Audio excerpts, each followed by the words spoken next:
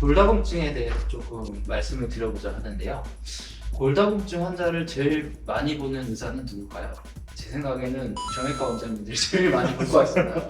왜냐면 우리 골다공증에 우리가 증상이라고 할 때 생각해 보면은 골절이 있겠죠. 사실은 골다공증은 대부분의 사람들이 자기는 있다고 느끼지만 증상은 없기 때문에 치료를 해야 되나 말아야 되나 고민하시는 분들도 많고, 그래서 그렇게 해서 우리가 골다공증을 왜 치료해야 되는지부터 시작을 해서 제가 좀 말씀드릴게요. 근데 이거 PPT 만들어 오신 건가요 지금? 진짜? 예, 제가 진료 중간중간에 진짜? 짬을 내서 좀 만드신 것 같습니다. 내과 선생님들 대단하세요. 정형외과에서 이거 잘 못한다. 우리가 뼈가 세포가 조골세포, 파골세포라고 해서 뼈를 만드는 세포, 뼈를 녹이는 세포, 이렇게 쉽게 말씀드리면 이해를 하시더라고요.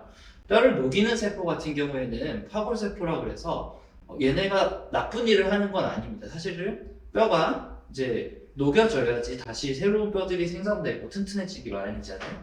그래서 얘가 나쁜 거를 하지는 않지만, 지금 보시는 것처럼 이 시소 위에 올라 있다고 했을 때 파골세포의 효과가 조금 더 많아지거나 더 심해지게 되면, 조골세포, 뼈를 만들어준 세포의 기능보다 더 세지게 되면 당연히 뼈가 약해지고, 쉽게 말해서 뼈에 구멍이 숭숭 난다고 보면 되죠. 그러다 보면은 약해지고 부러질 수 있고, 그래서 저희는 골밀도를 측정을 하는데요. 골밀도 감소가 있다고 했을 때는 골감소증, 골다공증으로 나눠지고, 골다공증 안에서도 또 심한 골다공증이라고 해가지고 단계를 또 나눠서 저희가 치료를 기준을 좀 삼고 있습니다.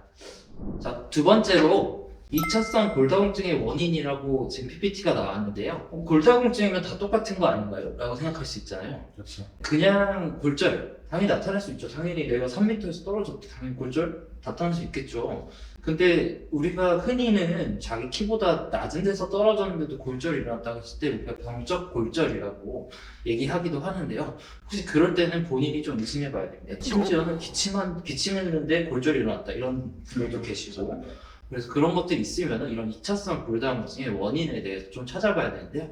그냥 가볍게 내분비 질환 하면 되게 어렵죠. 그냥 호르몬 관련해서 부족하거나 비타민 D가 부족해서 발생하는 경우도 있는데, 비타민 D 되게 대부분은 검사를 사실 해보면, 저도 그렇고 진 원장님도 그렇고 안 원장님도 다 낮게 나왔어요. 저희가 햇빛을 볼 시간이 있나요? 해야 몇 겁니다. 이런 이 중에서 당뇨랑 2차성 골다공증이랑 네. 연관성이 어떤가요?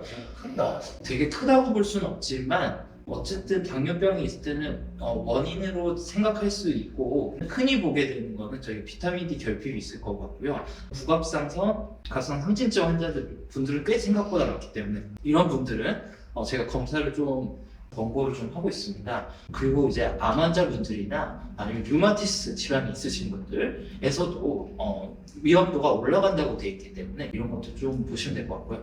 사실은 제일 중요한 건 약물입니다.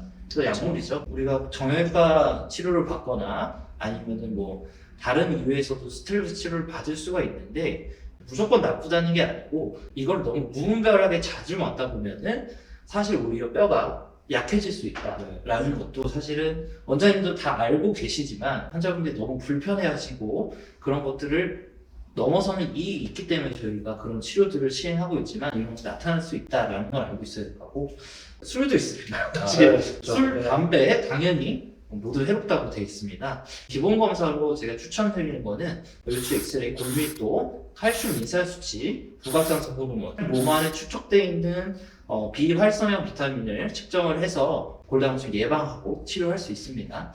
추가로 당연히 갑상선 기능 검사도 해볼 수 있을 것 같고요. 크레아틴이라고 콩팥 기능도 평가를 해서 나중에 추후 약제 선택할 때 좀 도움을 받을 수 있고, 기타 호르몬 검사라고 하면은 이런 다른 원인들을 좀 의심될 경우에 찾아볼 수 있을 것 같아요. 그래서 우리가 골밀도 검사를 하면 진짜 말 그대로 밀도도 나오거든요. 사실은 밀도가 점점 아래로 갈수록 중력이 세지기 때문에 당연히 올라가야 됩니다. 근데 오히려 너무 올라가거나 그러면 압박골도 있을 수 있고, 그래서 해석에 주의를 하지만 이거 의사가 해야 되겠고요. 사실 저희는 이 T스코어라는 점수만 말씀을 드리죠. 이 표를 보여드리는데 사실 이 표가 이과생한테 사실 이해하기 좀 어려운 기억이 잘 안 나는 거예요? 쉽게 말하면은 그냥 건강한 20세, 39세 100명을 줄 세웠을 때 앞에 두 번째로 안 좋은 사람입니다. 2.5보다 높을 때는 그렇게 설명을 드리고 2.5에서 우리가 1.0 마이너스 빼고 말씀드리는 거예요.